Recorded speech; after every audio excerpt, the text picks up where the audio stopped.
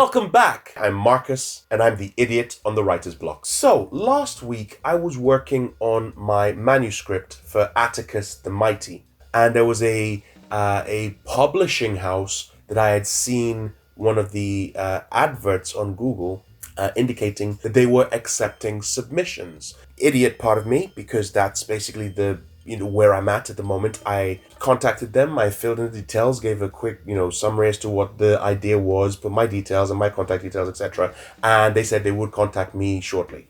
And fair enough, in about 3 hours, I got a call back and somebody spoke to me, asked me questions, wanted to know more about me, more about the idea, why I'd started writing, my history with writing, what was the summary, plot, idea, the genre, etc. And I went through all of this, very excited because, straight out of the gate, I'm getting a conversation with a publisher. And then the conversation sort of took a slight detour in a direction that rang alarm bells in my head. The conversation was going in the direction of publisher offering services such as editing, reviewing, etc. for a fee. Then it was the next step where the actual publishing of the book, I had to pay a particular amount. And that was the bit where my brain said, hold up, I had never really heard of an author paying a publishing house to publish their work. I often understood it as being the reverse. I understood it as being the publishing house giving the author an advance. Similar to, very rough analogy, but kind of close, when a record label signs an artist, they tend to give them an advance on their album to then go and do the album, which then goes to the publishing house or the record label, where the record label give them pennies on the dollar, that kind of stuff. Anyway, you've heard those stories before. That's kind of what I thought would be happening in the literary world. I thought the publishing house, if that was the deal, publishing house would give the writer an advance. The writer or the author would write the book, and that advance kind of comes out of the profits that are made from the book. Anyway, I said, hold up, I need to reevaluate and come back to you. And that's when I spoke to experts, and it's the first time I heard of the term Vanity Publishing. As the idiot, I wanted to know, is this a right way to get your book published? Should I go down the Vanity Publishing route instead of trying to self-publish, or instead of trying the traditional method of publishing? Rather than me trying to figure it out myself, I decided to put that question on the writer's block this week. What is Vanity Publishing, and is it a good idea? Let's talk to our experts to find out what they can tell us about Vanity Publishing. Vanity presses, they make you pay to publish your book with them. Often they take the rights as well. And those are literally the two worst parts of self-publishing and traditional publishing mashed together. So self-publishing, the biggest downside, you got to pay all the upfront costs. Traditional publishing, the downside is you lose your rights and that the publisher now has them. Vanity presses, they take both, and then their business model is they don't usually earn money from selling your book. They earn money from you, the author, paying them to publish your book. Then if you want author copies, you usually have to pay exorbitant fees to get your author copies. And then maybe they'll price your book really, really high that isn't competitive, and then no one's buying your book anyways. So you paid all this money to publish your book, but then no one's buying it because maybe you're even $50 adult science fiction novel, and no one's going to pay $50 US dollars for that novel versus, maybe it's usually $14.99 US dollars. So Vanity presses back in the olden days used to be the only way to self-publish your novel before self-publishing was really an option. And there are things called self-publishing service companies where you pay a company to help you self-publish, but you keep your rights and they will give you all the things that you use to publish a novel. And that's usually for say businessmen or doctors or someone who want to publish a book and they don't have time to learn how to self-publish it, and they have more income than time. So they pay someone to help them self-publish a book. But the key difference is they give you all the things. So they give you your PSD files for your cover. They give you the formatted manuscript.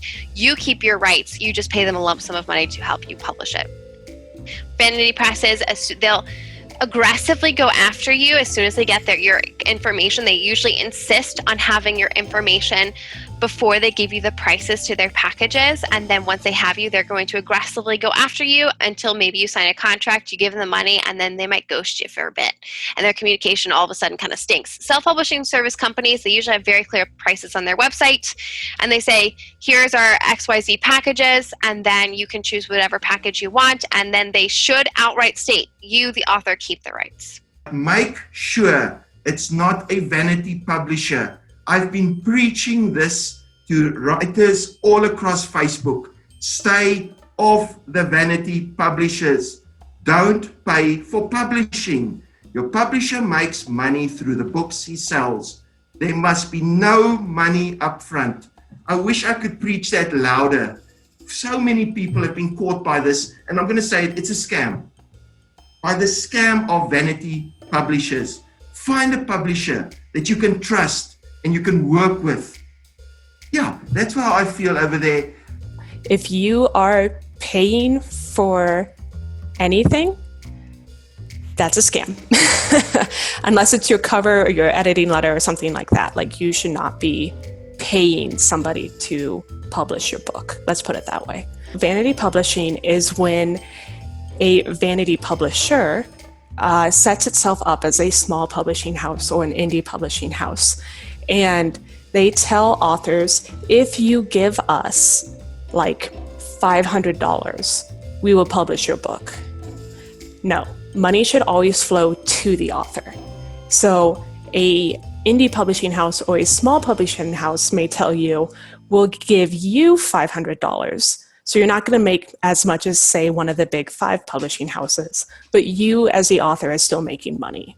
So that is the biggest distinction, and the easiest way to spot a vanity publisher is that they are asking you for money. And your book may end up published.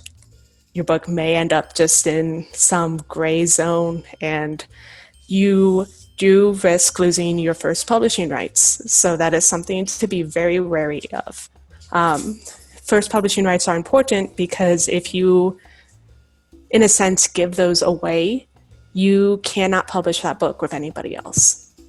So those are protected automatically when you're writing. You don't have to file like a copyright or anything like that. If you can prove that you've written something either in a save file or something like that, you're fine. Because that question also comes up. I see it quite a bit on Twitter sometimes.